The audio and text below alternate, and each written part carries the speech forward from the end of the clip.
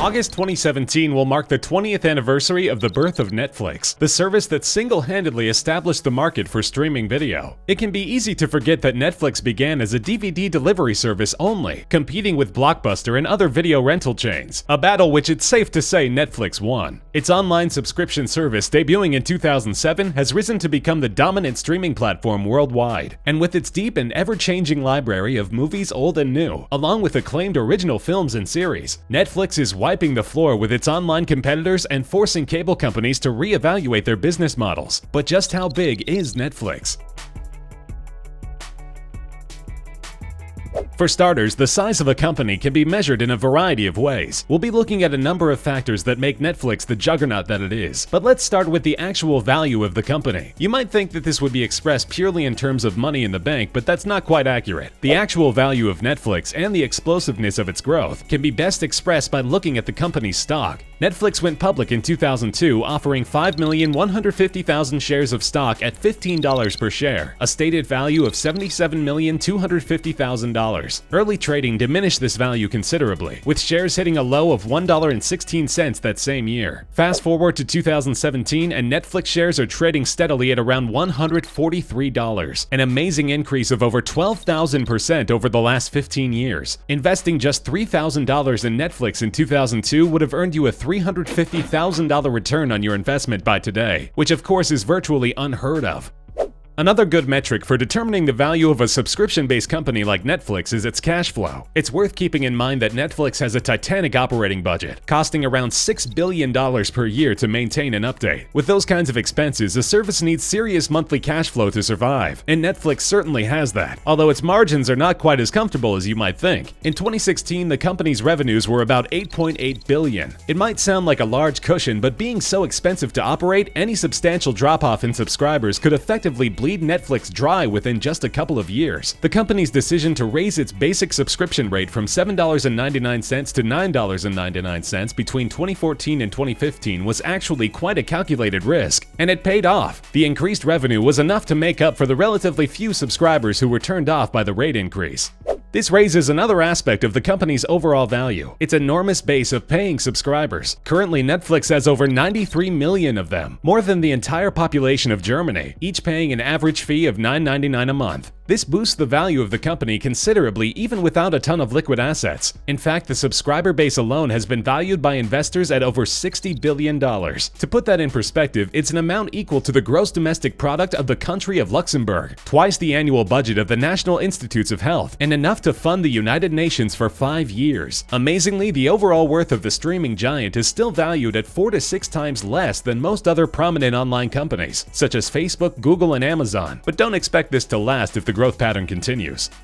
All those millions of subscribers are the result of years of sustained and explosive growth. Since 2012, when the service was sitting at around 26 million subscribers, Netflix subscriptions have increased by 30% every year. With so many other streaming options popping up during this time, it's nothing short of amazing that this growth has been so consistent. Much of it can be chalked up to Netflix original programming, which has so far clobbered competitors large and small in the quality department. Critically acclaimed original series such as House of Cards, Orange is the New Black, and BoJack Horseman have roped in new subscribers every year and kept existing ones coming back. Also, Netflix recently partnered with Disney to give them exclusive streaming rights to the newest blockbuster features from box office powerhouses Pixar and Marvel Studios, another draw that no competing service will be able to match.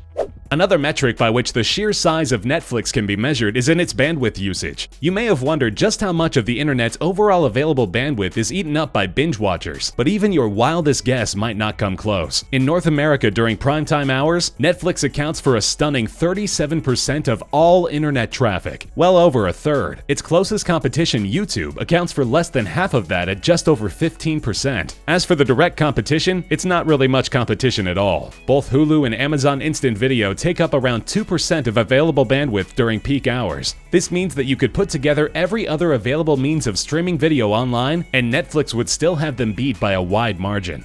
The size of the Netflix library has actually shrunk considerably over the last few years. The overall number of titles is fewer than Hulu, and less than half of what's offered on Amazon Prime Video. While the total number can only be closely estimated due to the library's constant state of flux, recent estimates put the total number of titles available on Netflix at just over 7,000. However, when different resolutions and devices are taken into account, the amount of data storage needed to manage this library becomes truly mind-boggling. That's because Netflix supports over 1,000 unique devices, each with their own individual display resolutions and settings. Multiple versions of each piece of content for each device also exist for different reasons. When your bandwidth decreases and the resolution drops, that's actually a lower resolution file that has been spliced seamlessly into the feed to accommodate the drop in bandwidth. Also, many backups of each version of each piece of content exist on servers all across the country. If you're watching an episode of Daredevil on your iPhone in California while a friend in New York watches the same episode on the same device, each of you are still accessing different files on different regional servers. This keeps too much demand for one piece of content from causing bandwidth problems.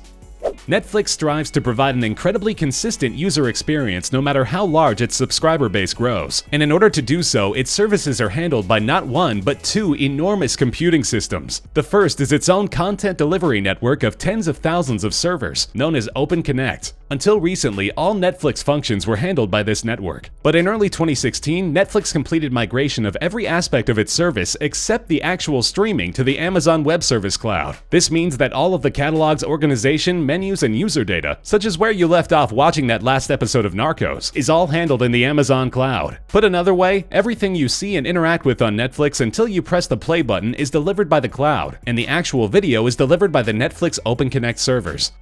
As previously mentioned, these servers number in the tens of thousands and store an unbelievable amount of data. According to Netflix VP Yuri Israelevsky, these servers house tens of petabytes worth of video files, with a petabyte being equivalent to 1,000,000 gigabytes. For reference, 10 petabytes is enough to store over 1.2 million movies in full HD. Streaming that much video back to back without stopping would take you almost 300 years. This is also roughly 10 times the storage needed to maintain the online role-playing game World of Warcraft, or to store all of the computer animation data for the movie Avatar.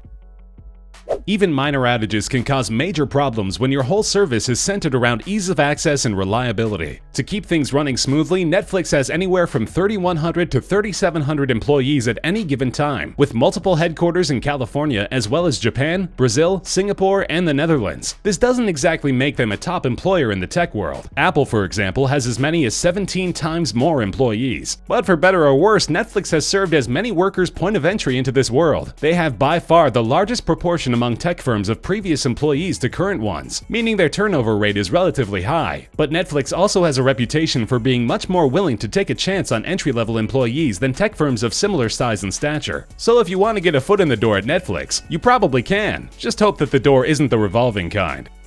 So, just how big is Netflix? Even though it's a part of everyday life for millions, Netflix is not even close to being the largest tech company. Not in terms of profit, cash flow, number of employees, or even user base. It's dwarfed by the likes of Facebook and even Snapchat. But it established early on a model for streaming video that became an industry standard. Even early competitors like Hulu have struggled to achieve a tenth of the usage of Netflix. Its user base is growing exponentially, and their focus on quality original programming and premium first-run content makes that growth unlikely to slow down anytime soon. The first video streaming service has always been and will probably always be the largest provider of streaming video on Earth. And it could be argued that Netflix proved to the world that the streaming model was viable to begin with. When it comes to international cultural icons, Netflix is one of the biggest.